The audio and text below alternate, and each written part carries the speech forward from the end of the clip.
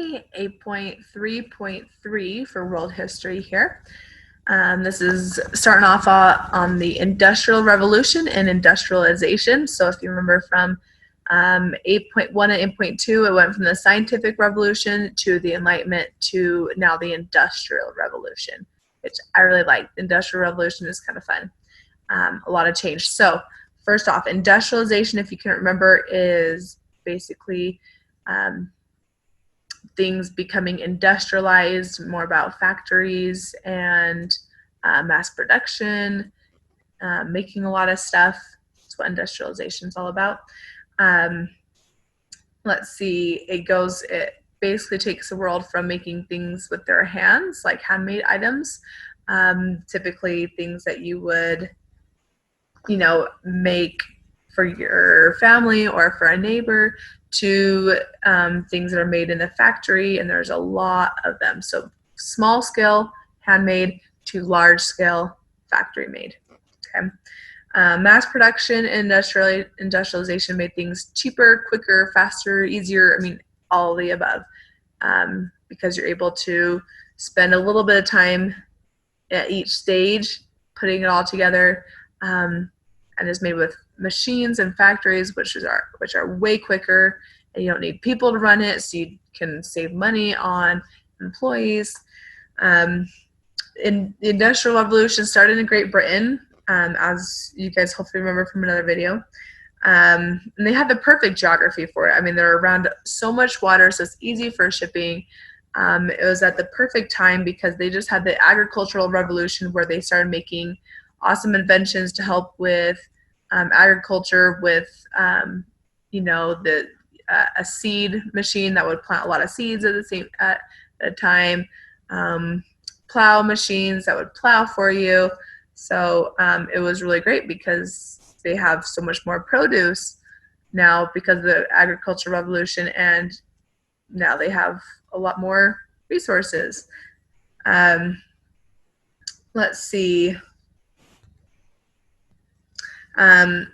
Industrialization was driven a lot because they needed more energy. In Europe, they didn't have a lot of wood and trees anymore. Their forests had been depleted for the most part for buildings that were already put into place. So they needed more resources, and it was a great time as well because of colonization. They were getting a lot of resources from other colonies, so that's where they got a lot of resources. But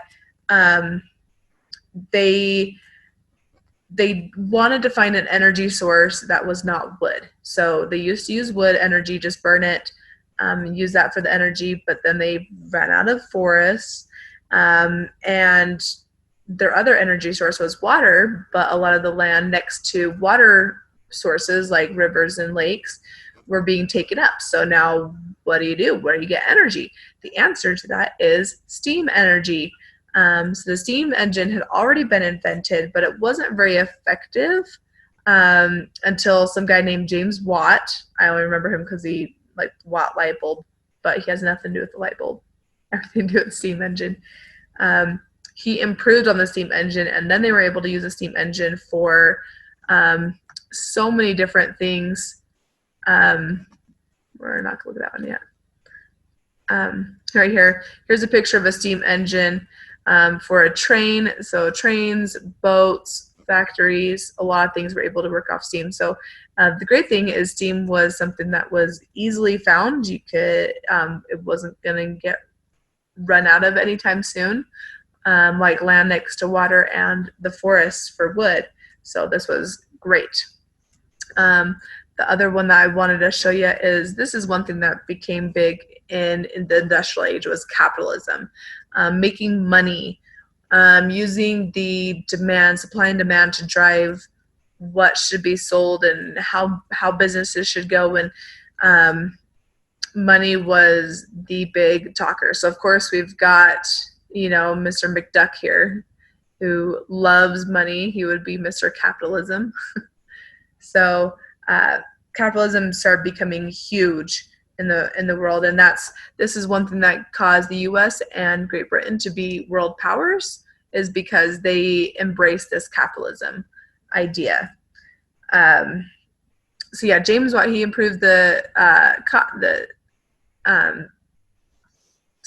steam engine, but one really important inventions, Eli Whitney and the spinning, or no, he did the cotton gin. This one's a spinning jenny, but Eli Whitney he had a great invention too with separating seeds from cotton.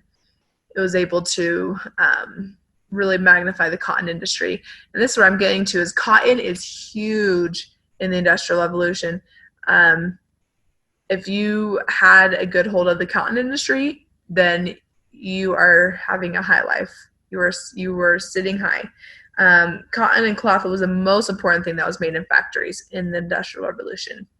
Another important thing in the Industrial Revolution, of course, was railroads. It allowed them to take all their goods to new places, more markets, more routes. You can go across land easier and have more places to sell. So railroads was a huge game changer. Another thing that was great, I got out of it, is, nope, this one. All right, one more time. This time I'm gonna drag it up. There we go. Again. Sorry, guys. Okay, you can do it. There we go. Here we go. The Panama and Suez Canals. So basically, instead of traveling all the way underneath South America to get to the other side of North America, they separated and built a little canal through Panama. That's basically like the skinny portion in between North and South America, the very skinniest portion. They dug a canal right here so that ships could go through the middle instead of going all the way underneath South America to get to the other side. So same thing with Egypt. So the most effective is Great Britain and India because those are two huge trading centers. Now, instead of going around Africa, they can cut right through Egypt and then go over to India. So these two canals are super important because they cut time so drastically and effort and money and cost. So these were huge game changers. So Panama was in Panama, for North America, helped them get to from the Caribbean to the Pacific Ocean, and the Suez Canal was in Egypt. So I have a funny story to share with you guys. So we have a thief who really benefited our country. I love this story because it's funny. There's this guy named Samuel Slater. He has a really great memory, photographic memory. He was a mill worker in Great Britain, and they had rules that said they don't want anybody who works in mills or textiles, which is cloth, or any of our factories to leave the country because they wanted to keep the information about their factory secret, because if you're the only one making factories, and having things made in factories and other countries don't, then you control that commodity, which is great because it means lots of money they can only buy from you. So they don't want the secrets getting out. So Samuel Slater, he poses as a farmer and he memorizes how the machines work in the factories for the textile cotton mills, and he travels to America and he kicks off the Industrial Revolution there in America because he basically smuggled the plans in his head over to America. We call him the father of the industrialization, or the father of the Industrial Revolution. So it's funny.